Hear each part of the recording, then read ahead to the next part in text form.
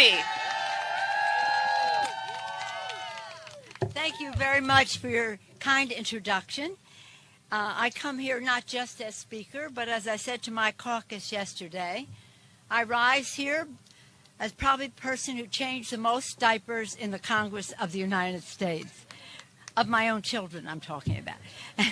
And with this, the understanding of the fact that care can't wait. Moms and dads who have responsibilities at home know that when children are learning, parents can be earning.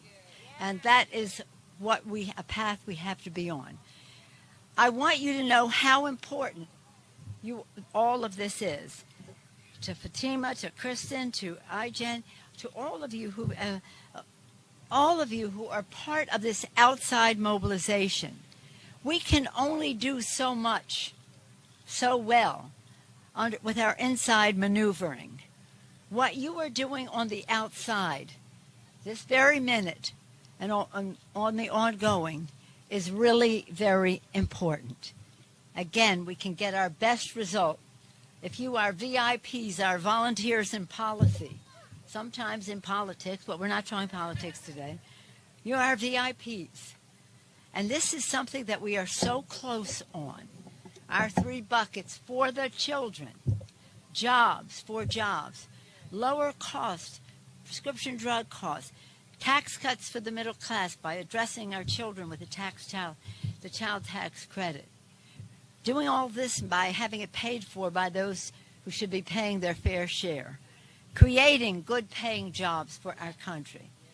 But for the children, coming to near total coverage with expanding of Medicaid in the states that don't have it, strengthening the Affordable Care Act, expanding benefits for Medicare in the health bucket, in the climate bucket for the children. How many children should we be protecting from asthma and the rest, with clean air, clean water and the rest, to give them a planet, passing it on in a worthy way for the children. And the children understand that. They know more about this than most of the members on the other side of the aisle in terms of what we have to do in climate. And that will be a major commitment that we will pass. And then the third, the care.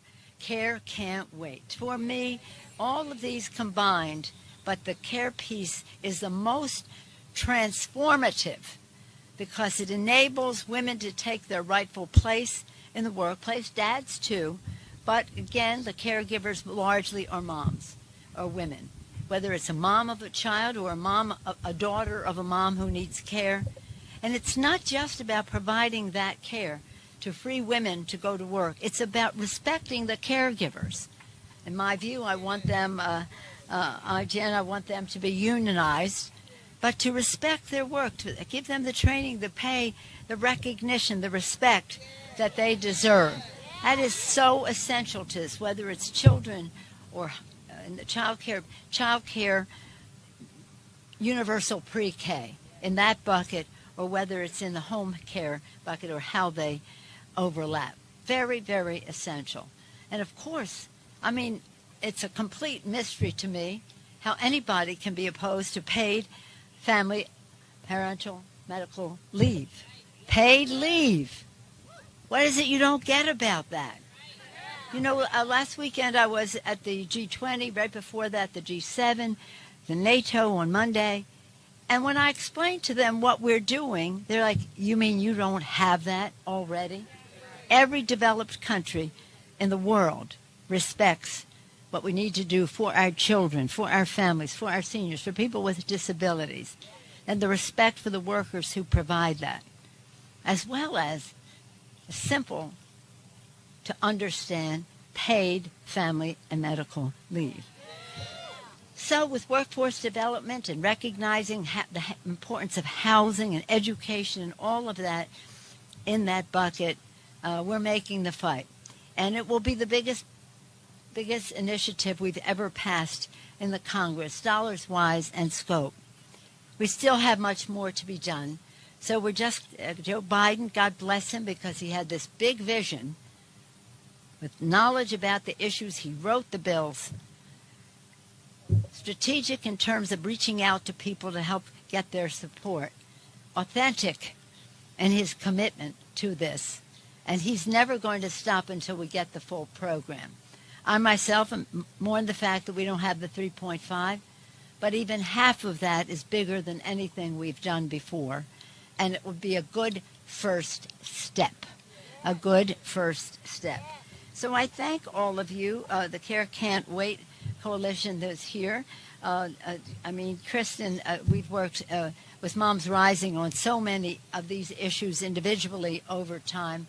Thank you always, Kristen. And again, Ai-jen-poo, she has taught us so much about how we need to not only pay well and train well and respect well, but on how to get the job done. And Fatima, thank you so much for your leadership, but all of you.